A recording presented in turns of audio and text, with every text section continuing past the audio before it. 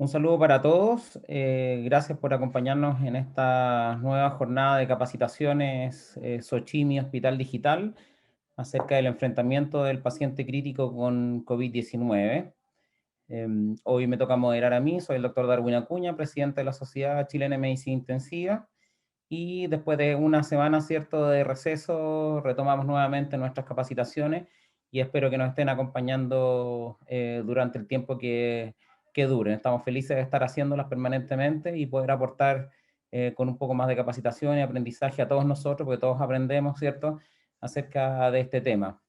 Agradecemos la convocatoria del día de hoy y que quisiera, antes de presentar a nuestra primera invitada, contarles que teníamos programado para hoy dos presentaciones. La segunda presentación tuvimos un problema logístico con el presentador, que es monitoreo de ventilación mecánica y cálculo de mecánica pulmonar. Así es que esta no se va a realizar hoy día. Estamos gestionando el poder que el presentador la haga en forma grabada y remota y poder posteriormente después poder entregárselas a ustedes de esa forma grabada con un link. Así que pidiendo las disculpas del caso, voy a presentar a nuestra primera invitada. Ella es la enfermera Elizabeth Rivas, trabaja en la UPC del Hospital Clínico de la Universidad Católica, es diplomada en terapia ventilatoria y medicina intensiva y es actualmente estudiante de magíster en investigación en ciencias de la salud, Facultad de Medicina de la Pontificia Universidad Católica. Y ella en esta ocasión nos va a presentar el tema de asincronía del paciente en ventilación mecánica invasiva. Le doy la bienvenida a Elizabeth, gracias por acompañarnos el día de hoy. Y nada, pues vamos a iniciar la presentación y recordarles nomás que, como siempre, todas las preguntas que tengan se pueden hacer por la modalidad del chat, que vamos a tener tiempo, ¿cierto?, para al final de esta presentación bombardear a Elizabeth ahí con todas las preguntas que vengan de ustedes. Gracias, Elizabeth, bienvenida y dale nomás. Muy buenas tardes, muchas gracias por la invitación. Voy a compartir la pantalla. Ya. Bueno, a mí me gustaría partir la presentación haciéndoles una pregunta. ¿Cuántos de ustedes se han visto enfrentados al ventilador mecánico sonando, a estas curvas que no entendemos muy bien, a un paciente muy agitado y la hemodinamia un poco alterada?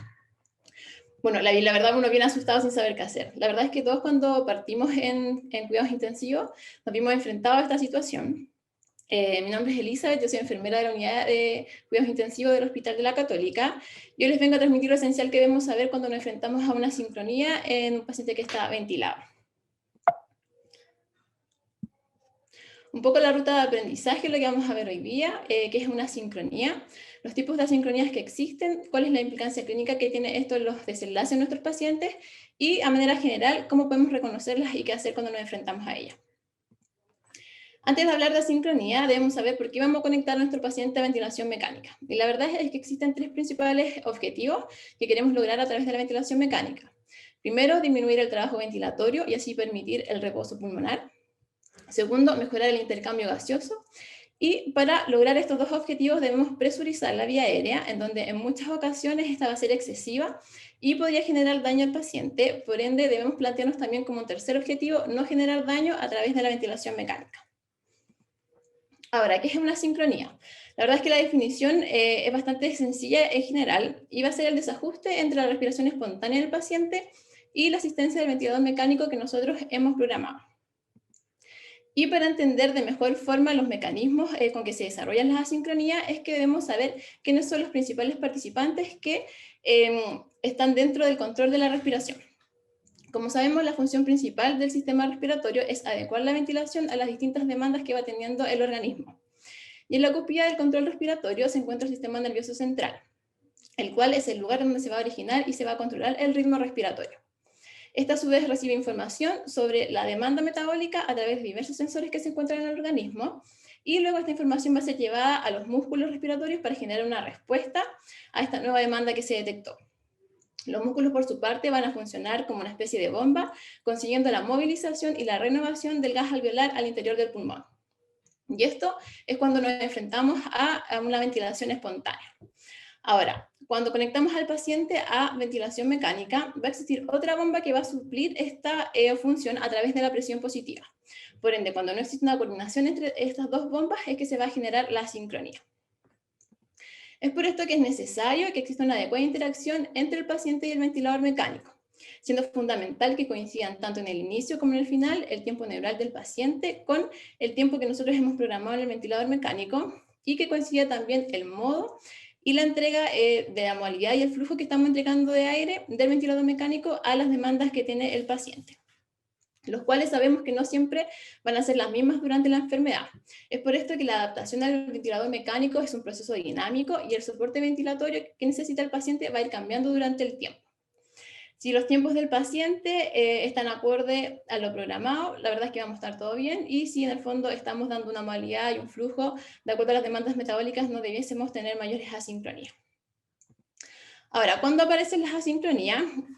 Cuando recién conectamos a nuestro paciente a ventilación mecánica, una fase aguda, un distrés o una sepsis, la verdad es que aquí principalmente vamos a tener a nuestro paciente bien sedado y muchas veces también con relajo neuromuscular. Por ende, en esta primera fase, la verdad es que las asincronías prácticamente no existen. Pero una vez que empezamos a despertar a nuestro paciente, que suspendemos el relajo y empezamos a disminuir la sedación, van a empezar a generarse los primeros esfuerzos del paciente, y es acá donde se empiezan a generar las primeras asincronías. Y la evidencia nos dice que un 35 a un 45% de los pacientes ventilados van a presentar una alta incidencia de asincronía. Por tanto, son dos los principales mecanismos o las dos principales causas por las cuales se van a generar la asincronía, unas en relación al tiempo y otras en relación a la demanda. En relación al tiempo, va a estar referido a cuando la fase inspiratoria del ventilador no coincide con el tiempo inspiratorio del centro respiratorio del paciente. Y en cuanto a la demanda, cuando el flujo del volumen administrado desde el ventilador no satisface la demanda que está teniendo el paciente. Entonces tenemos estos dos mecanismos, los cuales nos van a poder llevar a una sincronía. Ahora bien, como último punto fundamental, antes de hablar un poquito más de lleno de la asincronía, es que debemos saber cuáles son las curvas normales que en general nos van a presentar los ventiladores, para así poder detectar cuando estamos frente a una asincronía. Acá tenemos dos imágenes, una de presión control y otra de volumen control, en donde la mayoría de los ventiladores siempre nos van a mostrar estas tres curvas: curva de presión, de flujo y de volumen.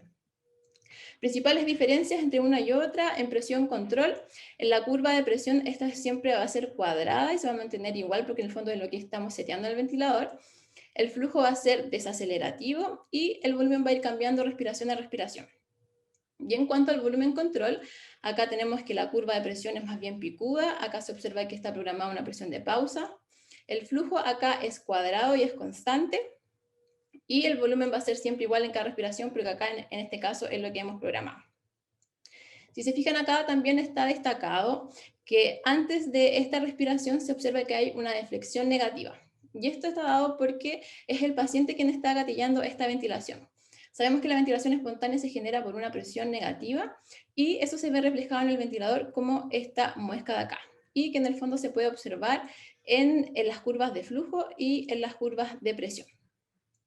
Otra cosa que también podemos destacar de esta imagen es que, si se fijan acá, antes de cada respiración existe esta deflexión negativa.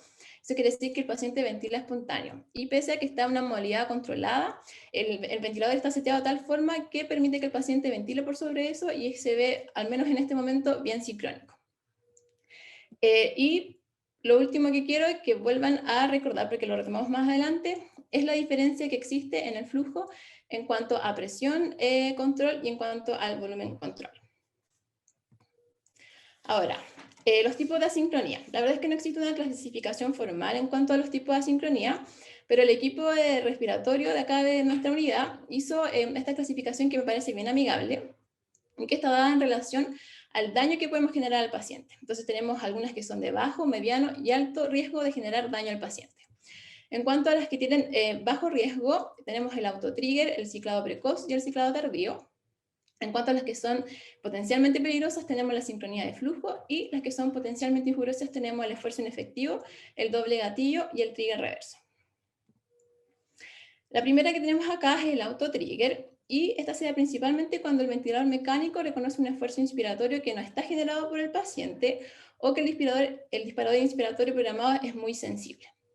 Y para explicar esto me quiero detener en el concepto de trigger. en donde el trigger o disparador básicamente es el umbral que tiene que pasar el paciente para que se genere un gatillo. Y este se programa principalmente por flujo o por presión.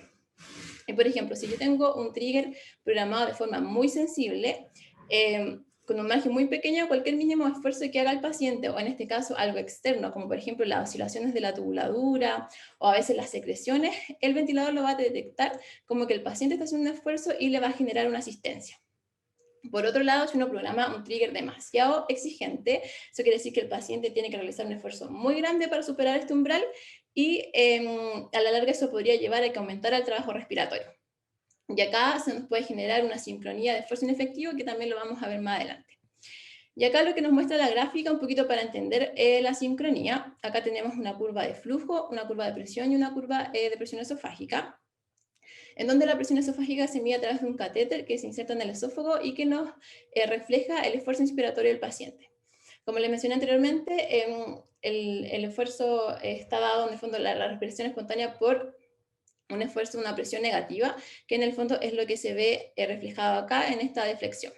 Entonces, la primera ventilación tenemos que el paciente hizo el esfuerzo y se gatilló la ventilación. Y sin embargo, en esta segunda, acá el paciente no hizo ningún esfuerzo, pero sí genera una asistencia.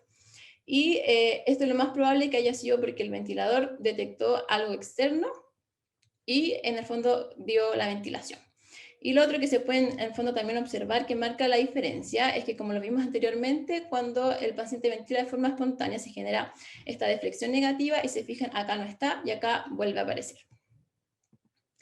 En cuanto al ciclado precoz, acá, ¿verdad?, el tiempo inspiratorio del paciente es mayor al del ventilador mecánico, es decir, el ventilador cesa la entrega de flujo, pero el paciente quiere seguir inspirando. Y muchas veces esto también puede llevar a un doble gatillo. Y es lo que tenemos en esta gráfica. Acá en el fondo el paciente estaba inspirando, pero a la mitad de esa inspiración el ventilador cesa el flujo y termina la ventilación, pero como el paciente en el fondo sigue inspirando y sigue ejerciendo esta presión negativa, el ventilador lo detecta como que fuera un segundo gatillo y manda esta segunda ventilación, ¿ya? Y a la larga se nos lleva un doble gatillo que puede generar mucho más daño y lo vamos a ver más adelante. Y en cuanto al ciclado tardío, acá ocurre totalmente lo contrario. Acá el tiempo inspiratorio del ventilador mecánico va a ser mayor que el tiempo inspiratorio del paciente. Por ende, el paciente va a querer expirar, pero el ventilador no se lo va a permitir, porque va a mantener la presurización y eso también puede llevar a un aumento del trabajo respiratorio. En cuanto a la sincronía del flujo, que esta ya vendría siendo potencialmente peligrosa, va a estar dada principalmente por una mala correlación entre la cantidad de gas o la forma que estamos entregando con el ventilador mecánico y los requerimientos que tiene el paciente. Y este tipo de asincronía se va a dar principalmente cuando el paciente empieza a despertar y quiere participar más activamente de su ventilación. Como les mencioné anteriormente, en la modalidad de volumen control, ¿verdad? Que acá es lo que se observa. Acá el flujo es cuadrado y es constante. Y en el fondo entra rápido, es como que inspirara muy rápido, mantenemos y botamos. Y en el fondo eso es como bien poco fisiológico. Y para un paciente que está respirando, eso le empieza a generar mucho disconfort. ¿Y cuál es la ventaja que tenemos en presión control? En que en presión control el flujo queda liberado. Es decir, es el paciente quien determina la velocidad con que entra el aire. Es por esto que este tipo de sincronía muchas veces se va a corregir simplemente cambiando de modalidad al paciente de volumen a presión control. ¿Y cómo lo vamos a ver reflejado en las gráficas del ventilador? Principalmente la curva que se va a alterar va a ser la curva de presión, en donde se va a ver completamente amputada y eso tiene que está dado por el esfuerzo que está generando el paciente. Y ya nos vamos a las que son más graves, potencialmente injuriosas. Tenemos el esfuerzo inefectivo, que va a ser cuando el ventilador no es capaz de detectar los esfuerzos del paciente y por tanto no lo va a asistir. Y esto está dado principalmente por lo que hablamos de cuando tenemos, por ejemplo, un trigger programado muy exigente para el paciente. Entonces acá en el fondo se ve la gráfica, esta melladura que el paciente intentó hacer un esfuerzo, pero el ventilador no lo asistió. Y eso a la larga va a llevar al aumento del trabajo respiratorio, porque es como que cada vez que uno quisiera respirar, hay algo que te está deteniendo. Así que eso va a generar mucho disconfort y sí o sí va a aumentar el trabajo respiratorio en el paciente. En cuanto al doble gatillo, acá tenemos que la ventilación mecánica cesa precozmente y el paciente sigue inspirando. Y este esfuerzo inspiratorio va a generar una segunda ventilación, que es lo que vimos, ¿verdad?, en el ciclado precoz.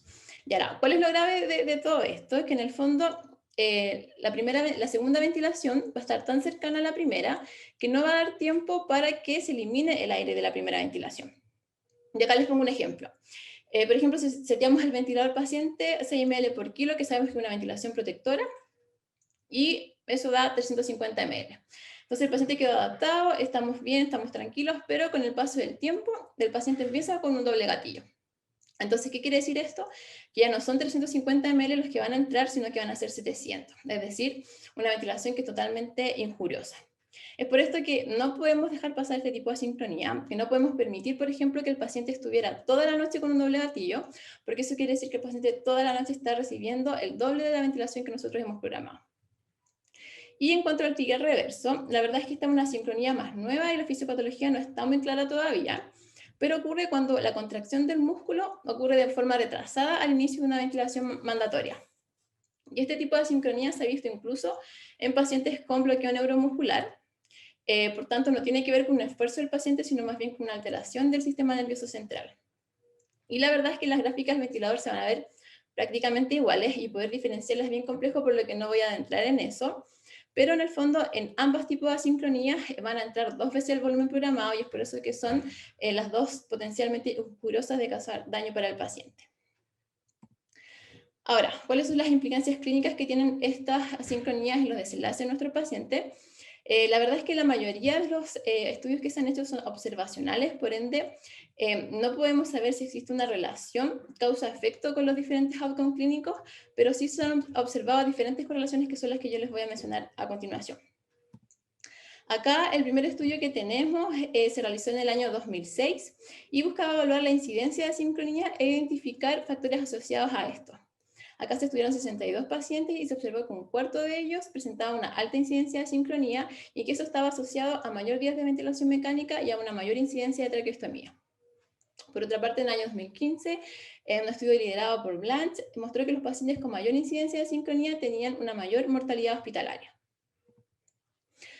Luego, en este otro estudio que tenemos acá, que fue realizado en el año 2009, acá buscaban demostrar que la alta incidencia del trigger inefectivo durante las primeras 24 horas de la conexión al ventilador mecánico estaban asociadas a mayor duración de la ventilación mecánica. Y acá observaron a 60 pacientes durante las primeras 24 horas y concluyeron que el trigger inefectivo estaba relacionado efectivamente a mayor cantidad de días de ventilación mecánica. Y por último, este estudio que fue realizado el año pasado, en donde buscaban predictores de asincronía y la relación de esta con los diferentes desenlaces clínicos, encontraron que la alta incidencia de asincronía estaba relacionada con una mayor falla en la extubación. Ahora, ¿qué hacemos cuando estamos frente a una asincronía? La verdad es que acá yo voy a dar unos tips bien generales de cómo enfrentarnos cuando estamos ante una asincronía. Primero que todo, algo bien sencillo, observar la triada paciente-ventilador-circuito. Acá la idea es que lo primero que hagamos es que nos acerquemos y veamos de forma bien macro lo que está pasando. Muchas veces puede ser que, por ejemplo, la condensación del agua en la tubuladura o que haya una fuga, a veces de la modificación activa, de que se haya soltado un cable. Y en el fondo que si corregimos eso de manera rápida, la sincronía desaparece. Muchas veces también en sinculto el ventilador lo puede detectar como un esfuerzo del paciente y también generar en el fondo mayor asincronía. Así que la idea es que no nos tomemos más de un minuto y que podamos observar que en el fondo todas las conexiones y todas las cosas que son de manera bien generales estén funcionando correctamente. Luego, como ya les mencioné, el principal momento donde se van a producir las asincronías es en la fase del destete. Es cuando comenzamos a despertar a nuestro paciente. Por tanto, si ya descartamos fuga, el agua condensada, nos preguntamos si está listo realmente nuestro paciente para comenzar el destete. Muchas veces nos pasa que vemos que aumentó el volumen minuto, que el paciente está más taquipneico, entonces nos acercamos y decimos, el paciente está agitado, vuelo de propofol. No, la idea es que no hagamos eso, sino la idea es que evaluemos a nuestro paciente, que evaluemos su hemodinamia, que veamos cómo está su parámetro inflamatorio y en el fondo que podamos realmente evaluar si está en condiciones o no.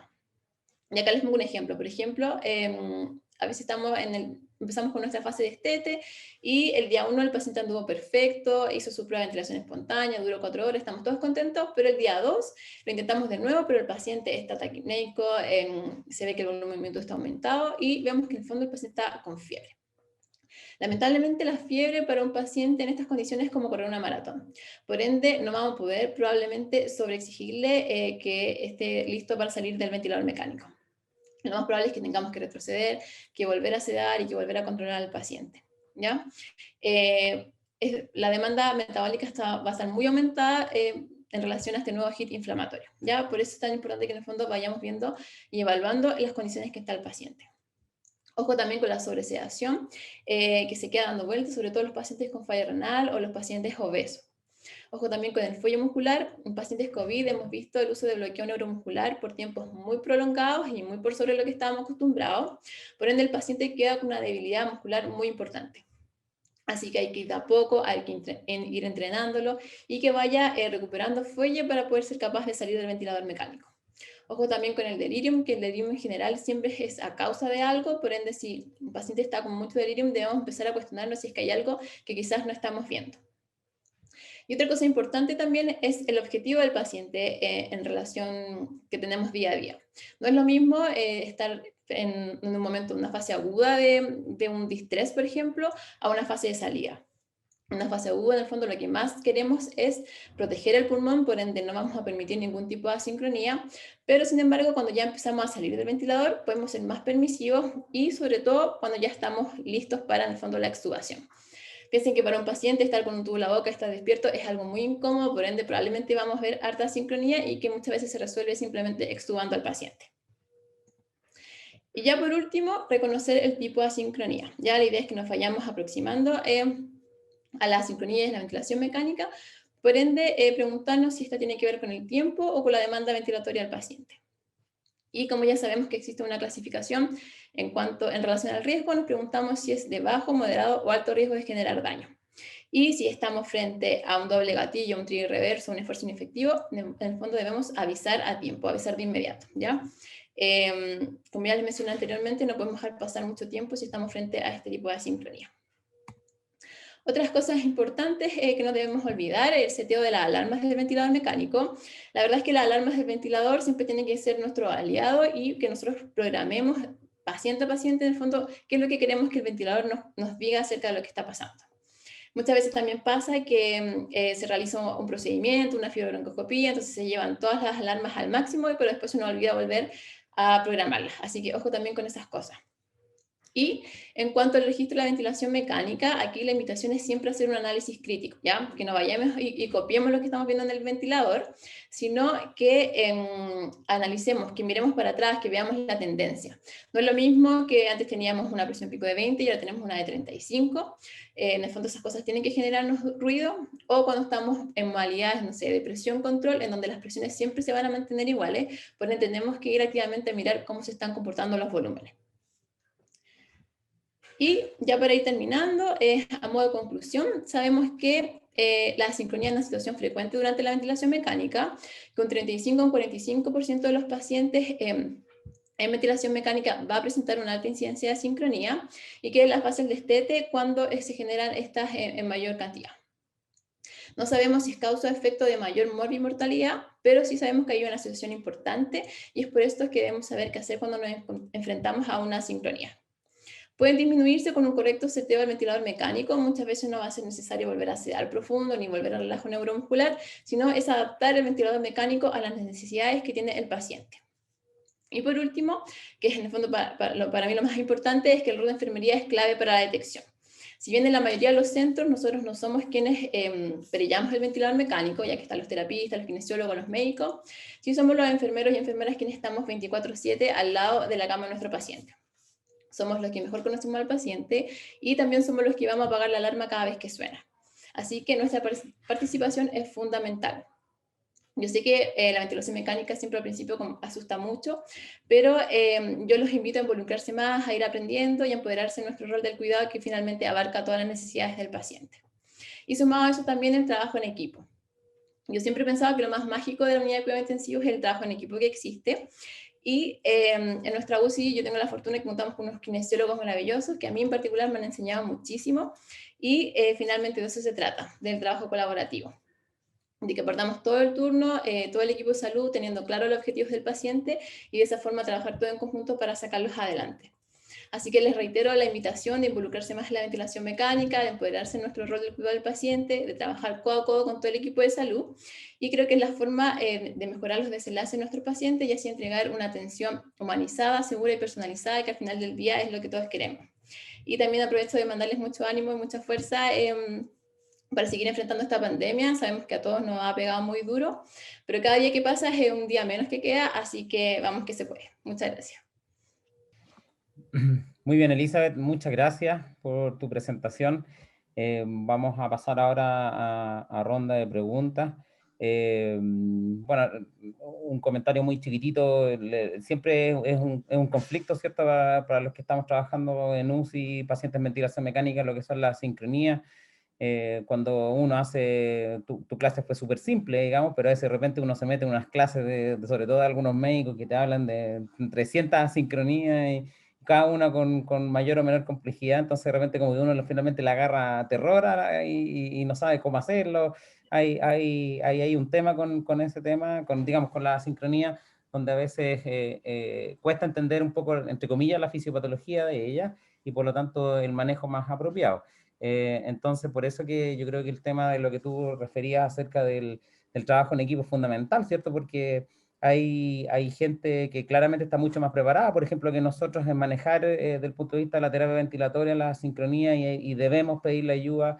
Y claro, hay algunos que tienen potencialidades para unas cosas, otras para otras, y por ejemplo ahí los kinesiólogos siempre son de mucha ayuda para poder en el fondo ayudarnos también con este tema, digamos.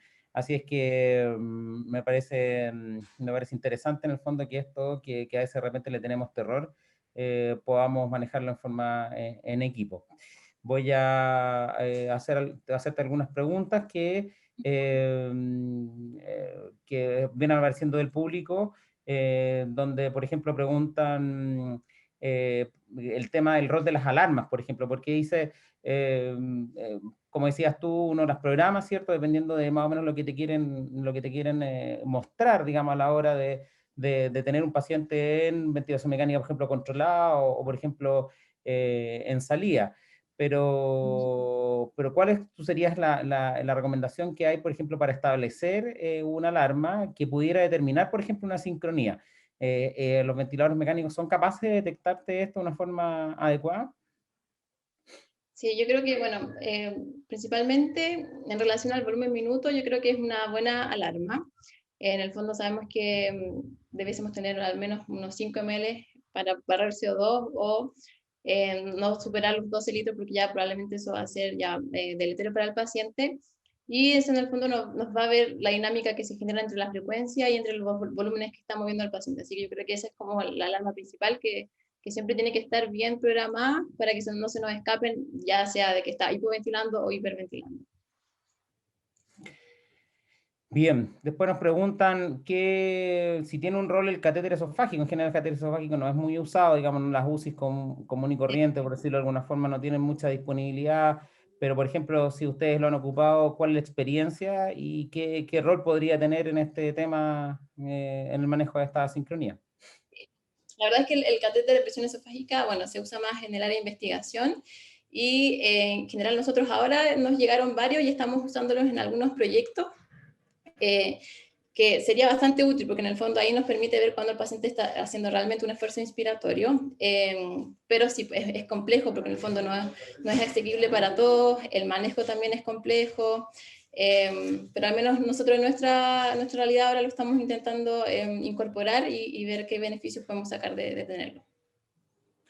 Bueno, a mí se me hace que en el fondo, obviamente, el tener un catéter esofágico, como decías tú y mostrabas en tu gráfico, nos permite poder saber, claro, que sí, que efectivamente cuál es el esfuerzo inspiratorio que tiene el paciente y eso correlacionarlo con las otras curvas para poder saber finalmente estamos frente claro, un esfuerzo inefectivo, por ejemplo, o una mala correspondencia del ventilador frente a los esfuerzos que está haciendo el paciente.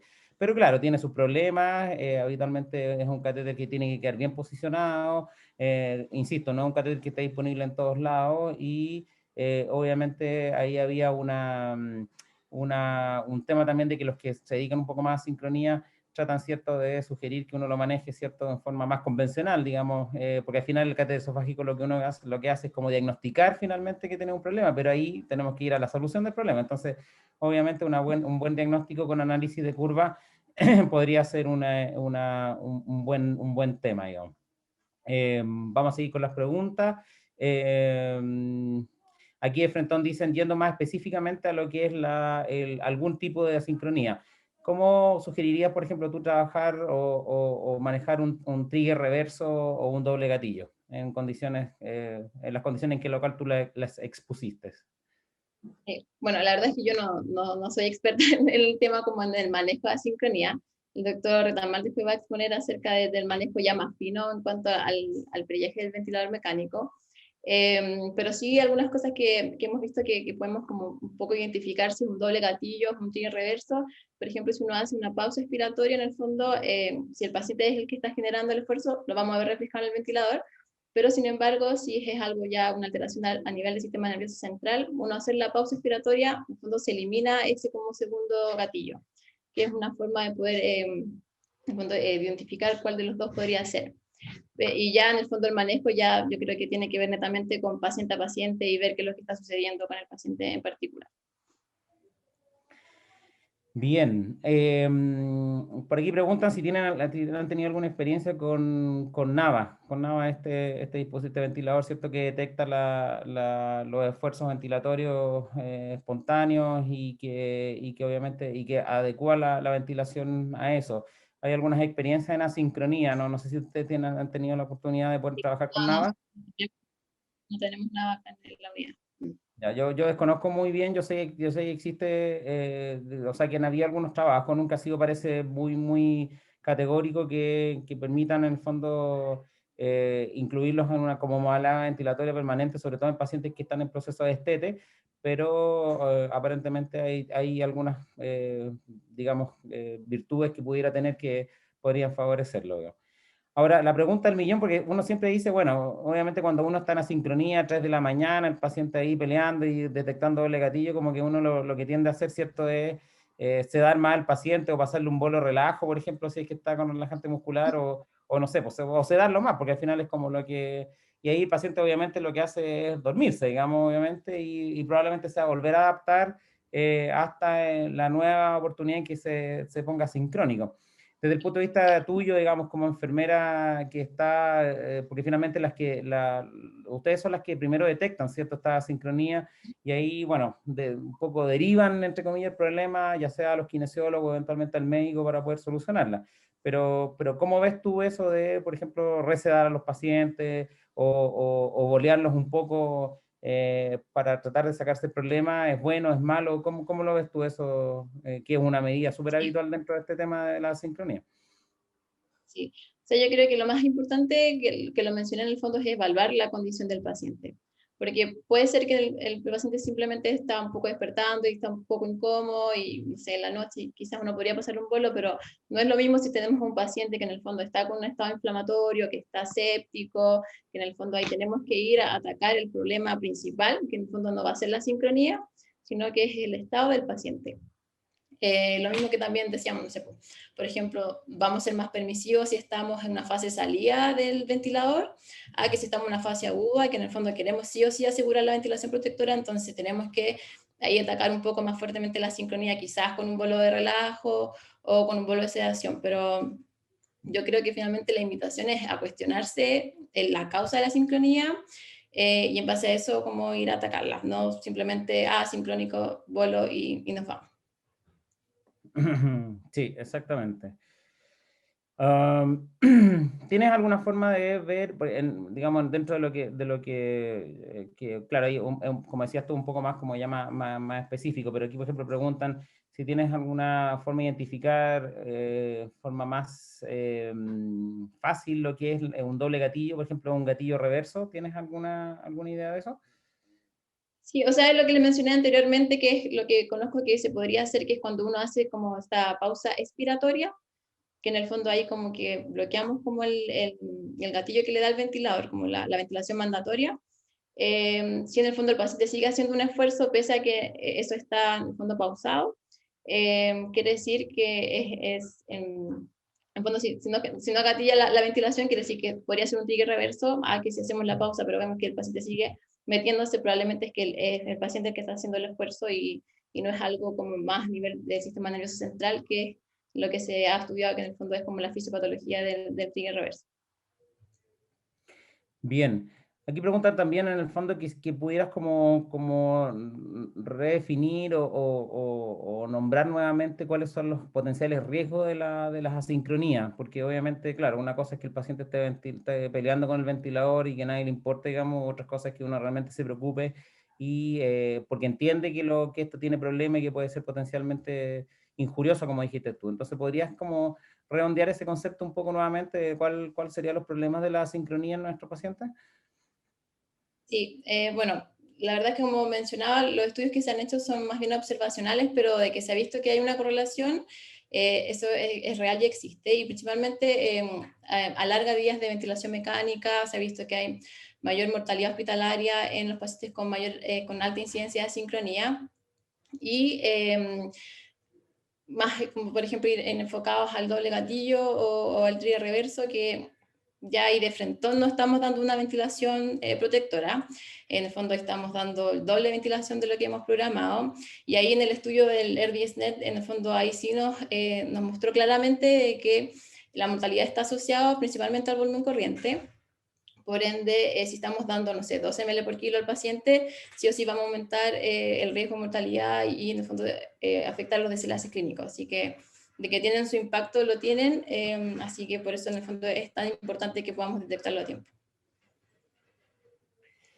Bien, yo creo que ahí es importante, obviamente, tal como decías tú, considerar eso, que las asincronías en general indican de que el paciente no está cómodo al ventilador mecánico y el momento en que uno lo está evaluando es súper importante, porque tal como decías tú, si estamos en una etapa donde no queremos, por ejemplo, dejar de controlarlo o se está asomando una situación de estrés nuevo o una injuria nueva, como una sepsis, por ejemplo, o estamos en la mitad de nuestra ventilación mecánica, obviamente ahí uno probablemente lo que va a hacer es tomar las medidas para volver a la situación de ventilación mecánica controlada, volver a, no sé, pues, eventualmente relajarlo si es que es necesario. De hecho, una de las formas la indicación, ¿cierto?, de relajante muscular es la adaptación del paciente a la ventilación mecánica, digamos, la que está comprobada, digamos. Entonces, obviamente que ahí uno volvería atrás. Distinto es, como decías tú, cuando nosotros estamos en una etapa de salida donde uno podría ser incluso más tolerante, probablemente ya la etapa de estrés más importante, sobre todo lo que nos ha pasado con los COVID, estamos en una situación ya probablemente donde la inflamación pulmonar está disminuyendo, el tiempo de reposo pulmonar fue favorable, a lo mejor hizo un ciclo de prono, a lo mejor ya lo sacamos y está con una buena oxigenación que nos permita poder salir y retirando los sedantes, ¿cierto? Y ahí obviamente en la mayoría de las veces se producen algunas sincronías que tienen que ver, ¿cierto?, con la relación que hay entre el despertar del paciente y una eventual, y bueno, y con la pelea, entre comillas, que se hace con el ventilador mecánico, y ahí obviamente hay que estar atentos, cambiarlos de modalidad ventilatoria, adaptarlos un poquito más a la situación del paciente, muchos de ellos podrían estar medios miopáticos también, entonces ahí también en el fondo uno busca la alternativa. Y obviamente no es el motivo de esta presentación, pero obviamente, pero sí lo que tú hacías énfasis de los momentos en los cuales nos enfrentamos al paciente es súper importante, porque obviamente a veces uno puede ser, como decías tú, más permisivo y poder, digamos, avanzar más bien en el destete que retroceder, y ahí obviamente incluso podría significar que el paciente salga del ventilador, se extube, y bueno, ahí obviamente parte solo, digamos. Entonces, es importante, digamos, más allá de lo que uno pudiera saber en cuanto a teoría y de curvas de aprendizaje acerca de cómo perillar el ventilador en forma exacta, lo que hacen ustedes, por ejemplo, en enfermería, de detectar estas asincronías, avisar, advertir, generar alarmas determinadas para poder enfrentar esta situación y que después venga alguien que tal vez tenga más experiencia en manejo de ventilación mecánica y pueda readaptar al paciente. Es un proceso finalmente que parte con esta alarma, ¿cierto? Y que termina con la adaptación nueva del paciente, donde se destaca el trabajo en equipo es fundamental para que el paciente no se injurie más. Pero yo creo que, insisto, más allá de todo el conocimiento teórico que uno pueda tener, el detectar las asincronías y poder dar la alarma y el aviso adecuado para que la manejen, es lo más importante, creo yo, a mi parecer. Estoy revisando si hay más preguntas, no sé si quieres hacer algún comentario, pues yo creo que para ir ya redondeando lo que ha sido tu presentación, Elizabeth. Sí. Bueno, yo creo que, bueno, es hacerle la invitación de nuevo a que en el fondo perderle un poquito el miedo a la ventilación mecánica, eh, preguntarle harto, bueno, acá yo como ya les comentaba, está el kinesiólogo, entonces ir metiéndose en el tema, ir preguntando, y a medida que vamos agarrando más confianza también nos sentimos después con más confianza para ir a alertar o preguntar o detectar cosas con mayor tiempo. Y como decías tú, en el fondo lo más importante es que veamos en qué momento el paciente estamos, en la condición que estamos el paciente y que sea todo bien personalizado. Al final tampoco no hay una receta mágica que sirva para todos los pacientes, sino que es caso a caso y ir evaluando en el momento. Claro, bueno, y lo otro también es que no hay que ignorarla, digamos, porque eso es lo otro también, porque de repente uno podría así como, a veces también uno tiene, hay que considerar también la carga asistencial, de repente estamos con muchos pacientes, a lo mejor justo te tocó que 2 o 3 de tus pacientes están todos ya están en winning y están medio desadaptados y peleando, entonces, y no sé, pues entre el cansancio, la noche y todo el asunto, uno, pucha, la verdad que complicado, digamos, pero obviamente que lo ideal es no ignorarlas, tratar de hacer algo por ellas, sobre todo cuando lleva mucho rato con las asincronías, porque de verdad pueden ser complejas en caso de que esto persista, digamos. Así que eso también es súper importante, digamos, que de repente que el paciente, una cosa es que esté saltando en la cama y desadaptado, y otra cosa es que a lo mejor esta detección más sutil de la asincronía, siempre es bueno mirar las curvas, ¿cierto?, permanentemente, y por eso que nuevamente insistir en el trabajo en equipo, porque también tenemos desde el técnico paramédico, ¿cierto?, que se mete, ¿cierto?, a veces hacer el aseo y podría también detectar perfectamente algún problema con la ventilación, hasta ustedes que entran al tratamiento, los kinesiólogos, ¿no? Y bueno, y los médicos que también debiéramos estar siempre pendientes de toda esa situación. Pues así que no ignorarlas, tratar de detectarlas, dar la alarma, ¿cierto? Y después que alguien venga con cierta más experiencia a tratar de manejar la situación y por último decidir con el equipo totalmente qué se puede hacer. Así es que eso. Bueno, yo creo que podemos ir terminando ya, aquí hay varios comentarios agradeciendo tu presentación de distintas partes. Así es que si no hay más preguntas, vuelvo a agradecer la atención. Tuvimos una muy buena compañía, llegamos a tener hasta un pic de como 250 personas, así que mucha gente te escuchó, Elizabeth.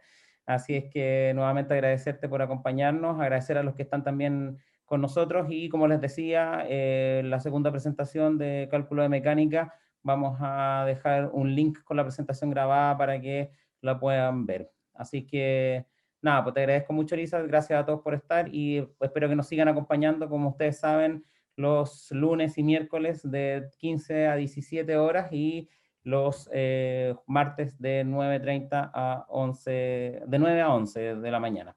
Así que muchas gracias, buenas tardes y que tengan un buen día. Muchas gracias. Chao, chao. Chao, chao.